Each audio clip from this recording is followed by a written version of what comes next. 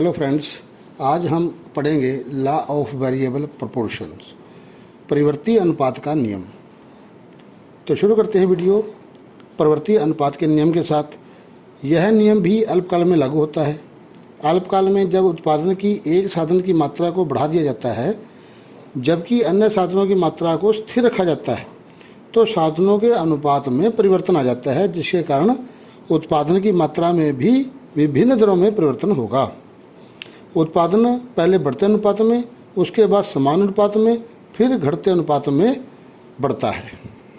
इसकी definition professor लेफ्टविच ने दी। आपके स्क्रीन पर इसकी डेफिनेशन है।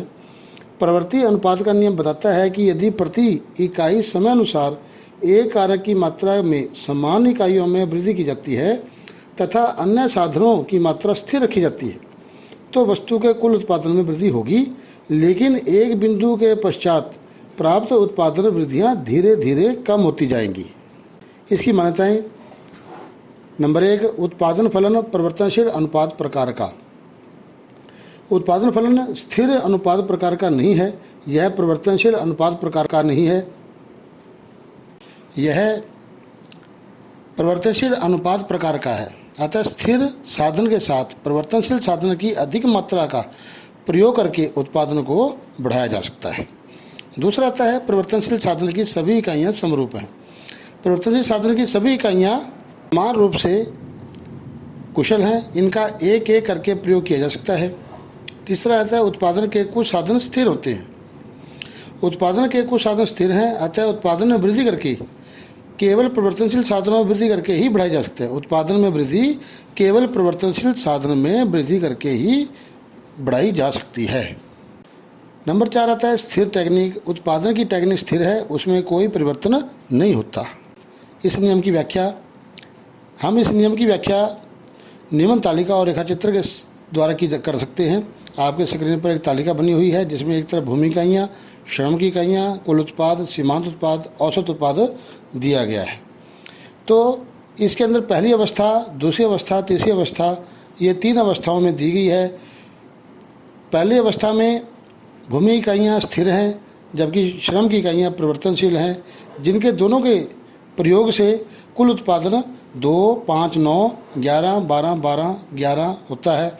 सीमांत उत्पाद 2, 3, 4, 2, 1, 0, -1 और औसत उत्पाद 2, 2:5, 3, 2.7, 2.4 और 2, 1.6। इस प्रकार उपरोक्त तालिका स्पष्ट करती है कि उत्पादन की पहली अवस्था में जैसे जैसे किसी कारक की, किसी साधन की मात्रा बढ़ाई जाती है तो सीमांत उत्पादन में वृद्धि होती है।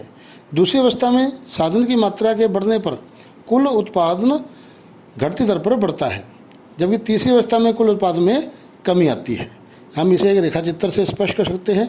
आपके स्क्रीन पर जो रेखाचित्र है उसे हम इसे स्पष्ट करेंगे। उपरोक्त रेखाचित्र में OX अक्ष पर श्रम की इकाइयाँ, श्रम की संख्या और OY अक्ष पर उत्पादन की मात्रा प्रकट की गई है। चित्र ए में TP कुल उत्पाद वक्र है, जिससे ज्ञात होता है कि बिंदु E तक कुल उत्पाद बढ़ती दर से बढ़ रहा है, बिंदु E से G तक यह घटती दर से बढ़ रहा है और बिंदु G से यह अधिकतम हो गया है। इसके बाद कम होना शुरू हो गया है। चित्र बी में भी MP सीमांत उत्पाद वक्र है। बिंदु H तक सीमांत उत्पाद बढ़कर अधिकतम हो गया है। आपके स्क्रीन पर बिंदु H दिखाई दे रहा है, उस पर यह अधिकतम हो गया है। इसके बाद यह कम होना शुरू हो गया है। बिंदु I पर यह औसत उत्पाद के बराबर हो गया है। बिंदु I के पश्चात सीमांत उत्पाद घटता जा रहा है। बिंदु C पर यह 0 हो गया है और C के पश्चात यह ऋणात्मक हो गया है। इस प्रकार उत्पादन के परिवर्ती अनुपात के नियम के अनुसार उत्पादन की 3 अवस्थाएं हो सकती हैं। कौन कौन सी 3 अवस्थाएं हैं? आपके स्क्रीन पर 3 अवस्थाएं दी गई हैं। फर्स्ट स्टेज O से E तक, सेकंड स्टेज E से G तक, थर्ड स्टेज आफ्टर G के बाद। कुल उत्पाद फर्स्ट स्टेज में O से E तक बढ़ती दर से बढ़ता है। सेकंड स्टेज में बढ़ती दर पर बढ़ते हुए E से G तक अधिकतम बिंदु G पर पहुंचता है और थर्ड स्टेज में इसके पश्चात यह घटना शुरू हो जाता है। जबकि सीमांत उत्पाद पहले फर्स्ट स्टेज में बढ़ता है, अधिकतम बिंदु H पर पहुंचता है, इसके बाद घटना शुरू हो जाता है। सेकंड स्टेज में बिंदु H के बाद घटना शुरू हो जाता है, घटते हुए बिंदु C पर शून्य हो जाता है और तीसरी अवस्था में यह ऋणात्मक हो जाता है। औसत उत्पाद पहली अवस्था में यह बढ़ता है परंतु यह MP से कम है।